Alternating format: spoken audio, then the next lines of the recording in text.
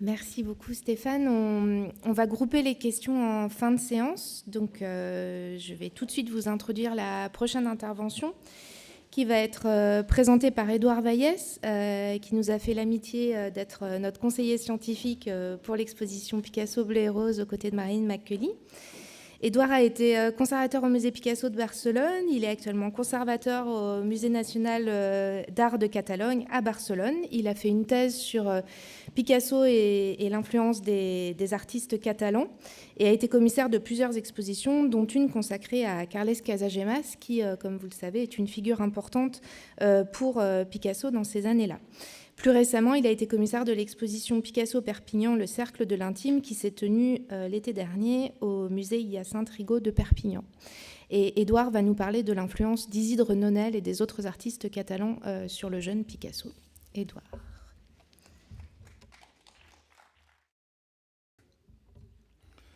Bonjour, madame, messieurs. D'abord, je m'excuse parce que le français, ce n'est pas ma langue. Alors, je demande votre compréhension et votre indulgence. J'espère que vous comprendrez toute ma intervention. Je m'excuse.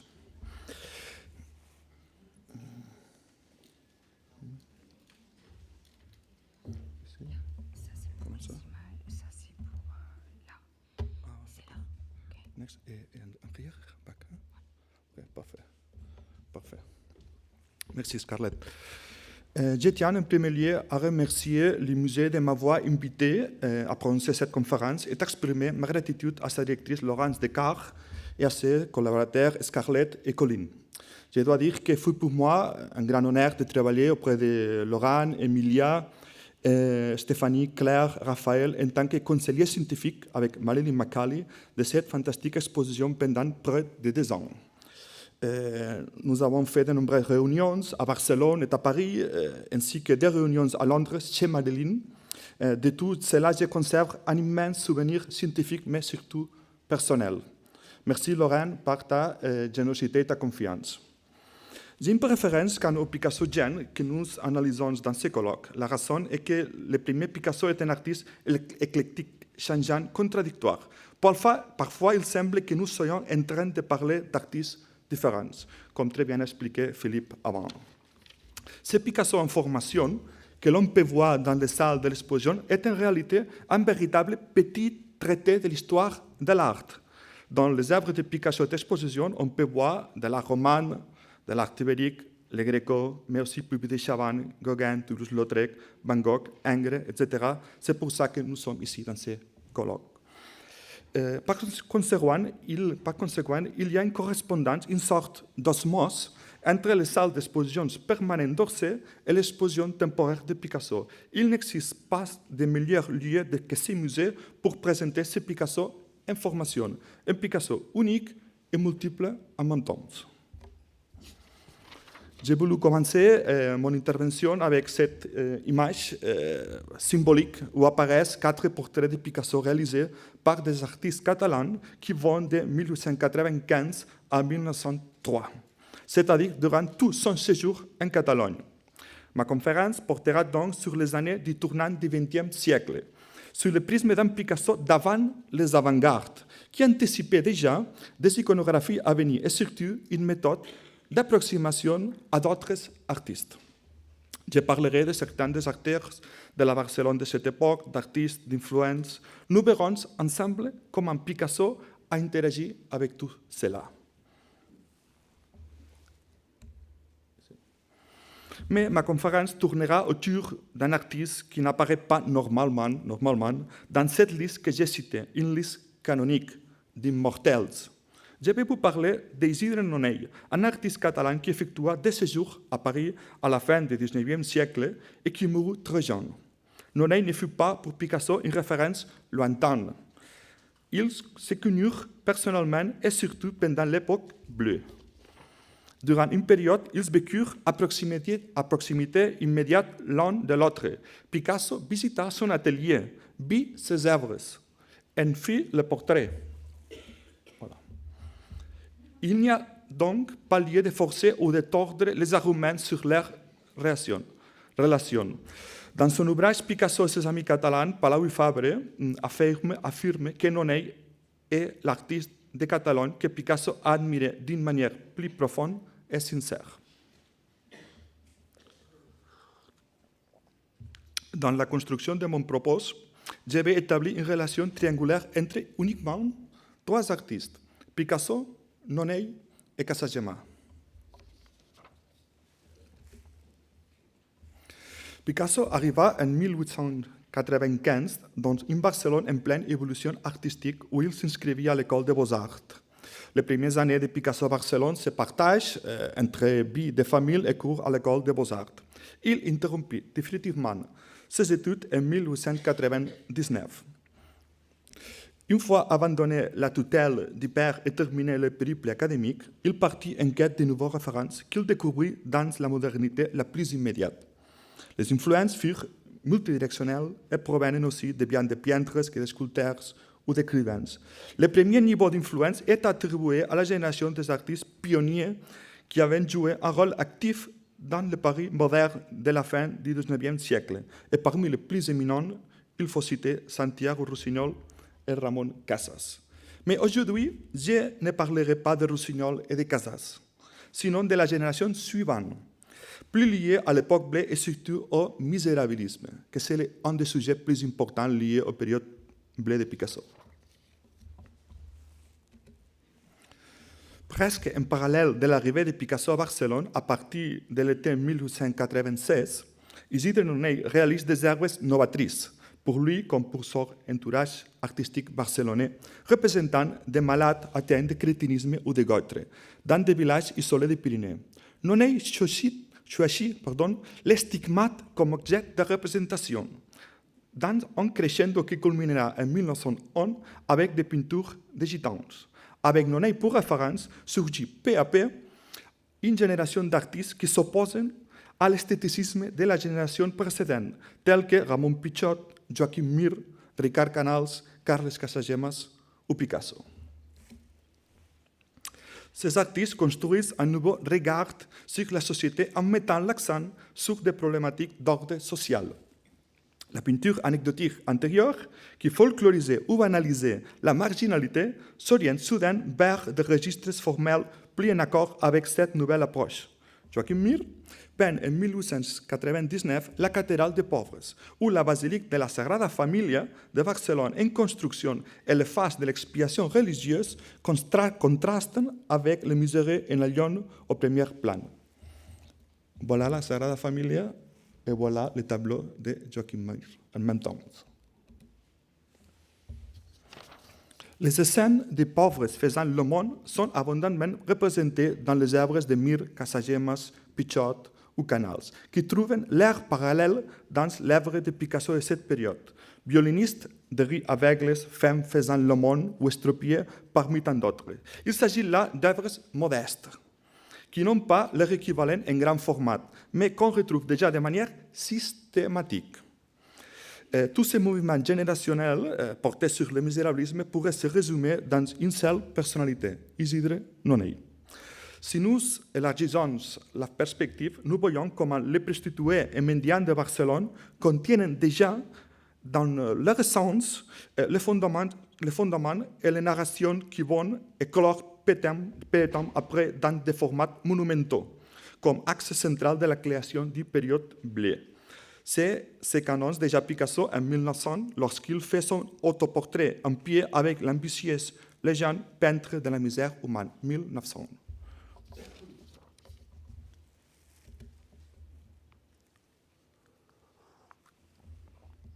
Je vous parlerai maintenant d'un artiste clé de cette nouvelle génération. Ce grand ami de jeunesse de Picasso, le peintre et écrivain Carles Casagemas, s'est suicidé à Paris en 1901. Et cette exposition, comme Laurent a dit, nous permet de voir pour la première fois ensemble le portrait de Casagemas mort et le chef-d'œuvre de la période bleue, La Vie, où l'homme représentait les autres que Casagemas. Pendant quelques années, je me suis consacré, comme a dit Emilia, à enquêter sur la vie et l'œuvre de Casagemas. Il n'y avait alors aucune monographie de cet artiste et mon travail déboucha finalement sur une exposition en 2014 qui est liée au Musée national d'art de Catalunya. C'est Kasajema qui mit en contact Picasso et Nonay. Le premier était un admirateur des l'œuvre de Nonay et un ami personnel. Au cours de mes recherches sur son œuvre, j'ai pu constater une vérité indiscutable. Son artiste de référence était Nonay, sans le moindre doute. On peut le constater en voyant quelqu'une de ses œuvres, tout spécialement celles de type social, voire misérabiliste. Quand Casagemas et Picasso firent leur premier voyage à Paris en octobre 1900, ils s'installent dans l'appartement que Nonay livrait, rue Gabriel, avant de rentrer définitivement à Barcelone. La relation personnelle entre Picasso et Nonay avant 1900 n'est pas documentée et, du fait de leur absence respective de Barcelone, leur contact dut être très ponctuel, même si l'ascendant de Nonay sur les jeunes artistes barcelonais était déjà patente. Maintenant, je vous parlerai de Kasajema et après reprendrai Nonay.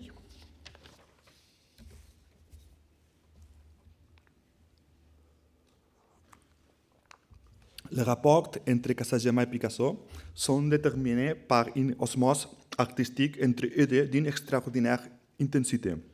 Nous savons qu'ils ont travaillé en parallèle entre 1899 et 1901, début 1901. Si l'on peut parler d'osmose, c'est parce que l'analyse de leurs œuvres respectives montre ce qui pourrait être des influences réciproques. Peut-être une des preuves parmi les plus évidentes de leur relation personnelle est constituée par des portraits très similaires. En aucune des deux, on ne voit le visage du modèle. Cependant, on sait qu'il s'agit du père de Picasso, parce qu'il y a une série de dessins de Picasso lui-même où son père apparaît vêtu de manière identique que dans ses portraits, avec une gabardine, un parapluie et un chapeau. Nous pouvons voir ici le bordel de Kasajema et le divan de Picasso. Ces deux œuvres faites à Barcelone représentent l'intérieur d'une maison de passe et elles sont le paradigme de deux démarches, tant personnelles que professionnelles, qui sont convergentes et présentent des analogies très probantes, voire compositives, voire chromatiques. La sortie du théâtre est sans aucun doute l'une des œuvres les plus originales de Kasagemas. C'est en soi un véritable manifeste, une image déformée renvoyée par le miroir que Kasajema applique à une thématique bourgeoise, celle des couples endimanchés entrant ou sortant du théâtre, symbole de statut social par excellence. Il s'agit là d'un procédé courant chez Kasajema, la réversion noire des thématiques a priori agréables en détournant le sens qui leur est généralement associé. Pour l'exposition Kasagemas, j'ai introduit quelques données inédites qui apportent une nouvelle perspective sur les derniers moments de sa relation avec Picasso. Par exemple, des articles de la presse française qui ont parlé du suicide de Kasagemas. Dans ma monographie, on en cite un total de 12 articles, dont certains apportent une information complètement exclusive. Grâce à la presse, on a découvert que Kasagemas, avant de se suicider, possiblement n'était pas arrivé à Paris en provenance de Barcelone, comme on le pensait jusqu'alors, sinon de Madrid. Ce qui confirmerait qu'il pourrait avoir tenté de se réconcilier avec Picasso après s'en être brûlé peu avant à Málaga. D'autre part, on savait que Kasagemas avait fait parvenir diverses lettres avant de se suicider, mais grâce à des journaux français qui coïncident quant à cette information, nous pouvons puis vérifier qu'il s'agirait en réalité de 7 lettres, dont l'une était adressée au préfet de police de Paris et les autres à 6 amis. C'est pas ici. Ici. 6 amis à des amis habitant à Paris ou Madrid. Et la 7e, datée 16, 17, 18 février, était destinée au préfet de police. Ça, c'est très important parce que Kasajema avait presque tous ses amis à Barcelone. Et en réalité, l'unique grand ami qu'il avait à Madrid était Picasso. Cela démontrerait que très probablement, une des lettres lui était destinée.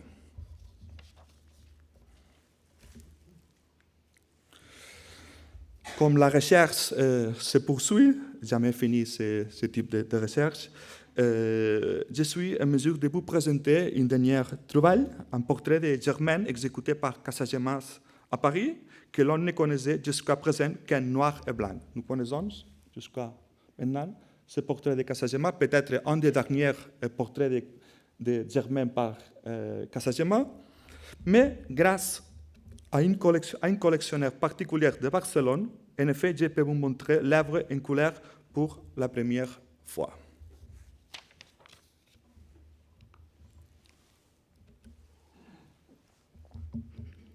On a affirmé qu'entre octobre 1900, arrivée de Picasso à Paris, et janvier 1902, quand Picasso revint à Barcelone, Picasso et Nonnet n'avaient pas eu de contact, ce qui pourrait exclure toute possible influence.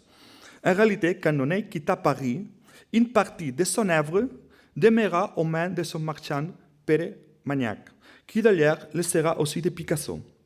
Pourquoi peut-on l'assurer? Parce qu'il existe des preuves que ce marchand continua à vendre l'œuvre de Nonnet et il le fit à l'occasion de différentes expositions de vente, certaines étant documentées. Le plus intéressant est que deux de ces expositions furent collectives et l'œuvre de Nonnet y était exposée aux côtés de celle de Picasso. Magnac, qui à cette époque partageait un appartement avec Picasso, avait sûrement dans son appartement du boulevard de Clichy un nombre d'œuvres de Nonnet que Picasso pouvait contempler. Mais un autre, Picasso pouvait les avoir vues aussi lors d'expositions conjointes qu'ils ont fait. En tout cas, puisque Picasso séjourna dans ses appartements de mai 1901 à janvier 1902, il n'y a pas le moindre doute que le contact avec les œuvres de Nonnet fut plus que régulier. La première exposition conjointe, est avec d'autres artistes, eut lieu dans la galerie La Bodinière, et elle fut inaugurée le 17 juin, 8 jours avant la mythique exposition Vollard. Par la suite, au cours des mois d'août et septembre, on réalisa avec les œuvres restantes une deuxième exposition dans la ville de Ciré de Dinard. Un catalogue fut d'ailleurs édité à l'occasion de cette deuxième exposition qui contenait la liste des œuvres ainsi que le prix, mais pas des images. Au total, il y a 6 œuvres de Nonnet et 9 œuvres de Picasso. Picasso réalisa les portraits de présentation de lui-même et de Nonnet qui illustrent le catalogue de l'exposition. À l'encre est un petit format. Il a réalisé les portraits de Nonnet en utilisant une photographie, cette photographie, voilà, que peut-être il avait à Paris. Je voudrais signaler que l'une des toiles qu'exposa Picasso, la numéro 67 ici, peut-être vous ne le voyez pas, le titre est Église d'Espagne, à mon avis, peut-être influencé par l'œuvre de Nonnet. Du fait, Église d'Espagne, voilà. À mon avis, peut-être influencé par l'œuvre de Nonnet, du fait de sa thématique, de son chromatisme, mais plus particulièrement du fait des personnages féminins qui sont inédits jusqu'alors chez Picasso, mais très fréquents dans l'œuvre d'Isidre Nonnet. Voilà, nous pouvons voir, c'est une ampliation de gitane, normalement. Et en plus, il y a une série de dessins datant de 1901 réalisés par Picasso qui, à mon avis, pourraient avoir une certaine liaison avec l'œuvre de Nonnet. Et voilà.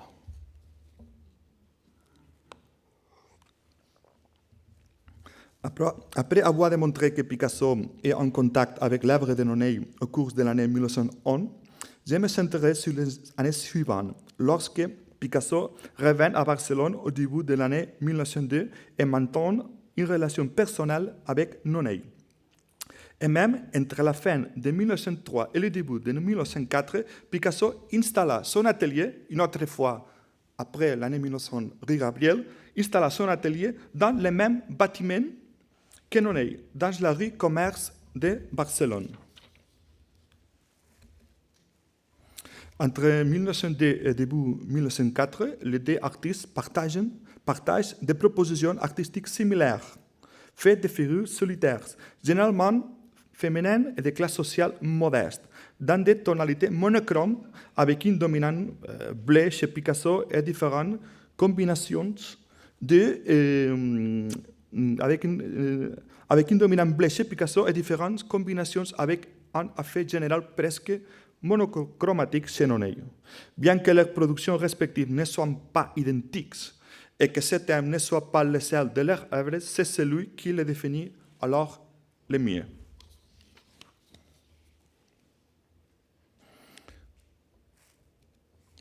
Les œuvres de 1902 de Picasso et Nonay suivent une évolution conceptuelle similaire. Comme celle de Nonay, la peinture de Picasso se corporéise jusqu'à la sculpturisation. C'est d'ailleurs en 1902 que Picasso, conseillé par le sculpteur Émile Fontbonne, fait sa première sculpture fait massif en reprenant les paramètres de cette toile du même nom et qui date de la même année. Picasso rejette alors la voie expressionniste qu'il avait empruntée auparavant dans ses dessins et dote ces personnages bleus d'une patine post-symboliste qui n'existe pas chez Nonay. L'une des toiles de Picasso qui fait le plus penser à Nonay est Vives Assoupi. Par sa composition, par la façon dont est disposée l'échelle, Vives Assoupi rappelle certaines huiles de Nonay, comme Gitane de 1911. En fait, l'œuvre de Picasso pourrait être une image miroir inversée de l'huile de Nonay. Si l'on procède à l'inversion de l'image de Nonay, nous verrons plus facilement à quel point les œuvres des deux artistes sont proches. On peut voir qu'outre leurs compositions, elles ont en commun d'être en grande partie occupées par de grands châles au plis marqués. Okay.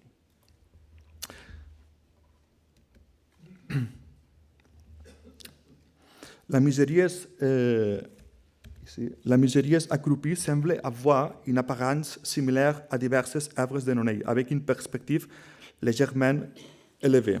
C'est tout à fait explicite dans de divers dessins et tout spécialement dans l'huile Dolores, où la position de la femme et le grand châle remené en son centre présentent une intéressante analogie. Il faut aussi remarquer la construction de solides volumétries à partir de uniquement des éléments du vêtement. Un grand châle couvrant la tête et une jupe dans la partie inférieure. Dans les deux tableaux, il y a la même composition avec ces deux uniques pièces de vêtements.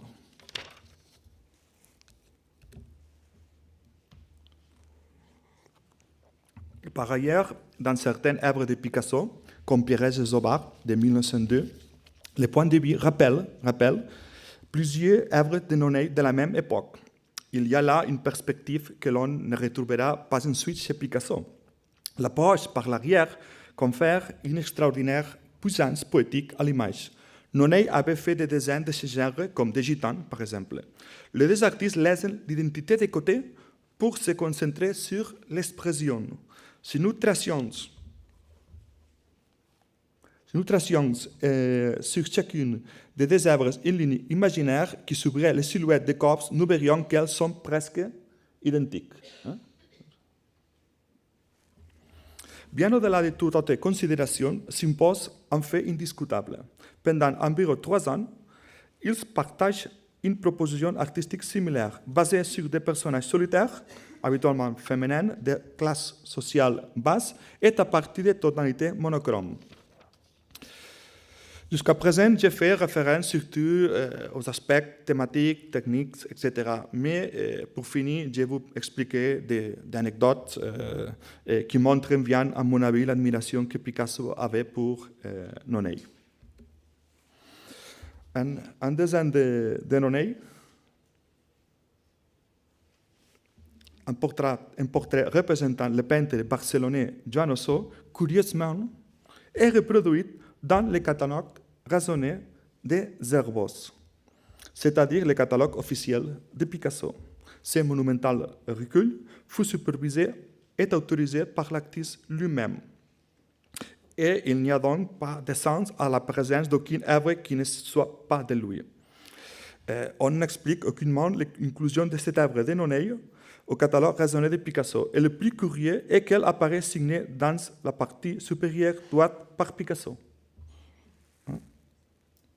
Voilà le portrait. La signature est authentique de Picasso, mais le dessin, ça c'est le mode de Zerbo. Portrait d'Ozo, c'est Zerbo 611. Portrait d'Ozo, la signature est authentique. Le dessin d'Isidro Nonnet. C'est une œuvre d'un autre artiste dans le catalogue raisonné de Picasso. Quand je l'ai trouvé, je ne pouvais pas croire. Il y a beaucoup d'interprétations, d'hypothèses. Je ne vais pas expliquer aucune de ces interprétations parce que nous ne sommes pas dans le cerveau de Picasso. Mais je voulais expliquer cette petite anecdote, mais qui a été faite d'une forme délibérée par Picasso et par son anthologiste Christian Zervos. Nous n'avons pas pu localiser l'original, mais il n'y a pas le moindre doute qu'il s'agit bien d'une œuvre de Nonnet. Ces dessins correspondent plus à une autre évoquée d'Osso, réalisée par le peintre barcelonais, très probablement contemporain. On y voit Osso début fumant tout en peignant une nature morte. Picasso a réalisé au minimum un autre portrait d'Osso qui, par contre, n'apparaît pas dans le catalogue raisonné et qui fait partie des collections du Musée Picasso de Barcelone. Avant, M. Philippe Dagen a parlé de grotesque et de sexe. Ici, nous avons des exemples magnifiques. Et au Musée Picasso de Barcelone, dont il y a la conservatrice Malengual, il y a beaucoup de la même époque et de la même iconographie. Nous avons tenté d'éclaircir cette bizarrerie, mais il n'a pas été possible d'élucider les circonstances d'un fait aussi exceptionnel. Il est évident que Picasso, en signant l'œuvre, la valide ipso facto comme un Picasso. Mais en même temps, il fait savoir à Zerbo que cette œuvre n'est pas de lui, sinon de Nonnet. C'est un peu fou.